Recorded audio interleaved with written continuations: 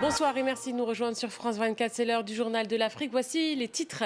Cette conférence de presse surréaliste au Cameroun, 7 personnes se sont présentées comme des observateurs de Transparency International, ont été dithyrambiques sur le déroulé de l'élection présidentielle. Problème, l'ONG affirme n'avoir envoyé aucun observateur au Cameroun.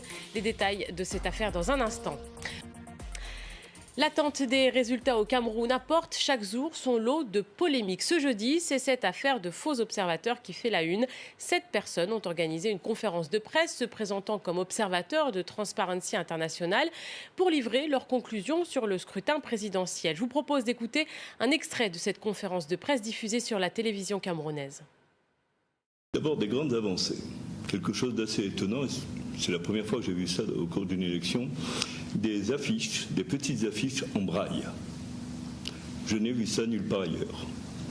Je trouvais que c'était d'une grande sérénité et en même temps d'une grande émancipation démocratique. On assistait à des discussions très animées, ça c'est très intéressant parce que c'est un signe, c'est un bon signe.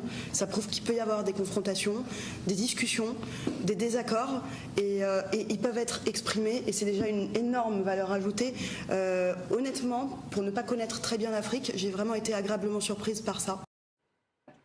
Et l'organisation non gouvernementale qui affirme qu'elle n'a envoyé aucun observateur au Cameroun. Écoutez les précisions de Marcel Amoko. Maître Charles Nguini, le président de la branche camerounaise de Transparency International, reconnaît avoir fourni à ses observateurs une formation à l'utilisation de la plateforme mise en place par l'ONG pour dénoncer des irrégularités, mais sans toutefois leur assigner de mission particulière. Nous avons former quelques personnes. Ceux qui se sont passés pour des observateurs de Transparency International, ils ont subi ces formations-là aussi, auprès de Transparency International et de notre partenaire technique qui était Afro Leadership. Alors nous ne savons pas comment, après cette formation-là, l'on a pu être amené à dire qu'il y avait des observateurs de Transparency International.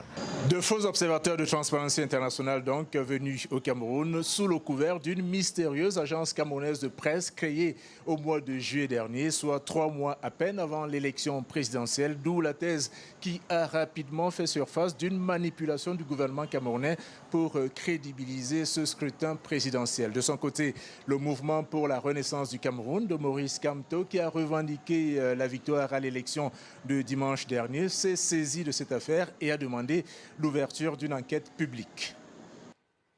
Et Maurice Kamto, qui également avec 2 autres candidats, Joshua Aussi et Cabral Libye, ont saisi le Conseil constitutionnel demandant l'annulation du scrutin présidentiel pour fraude et irrégularité.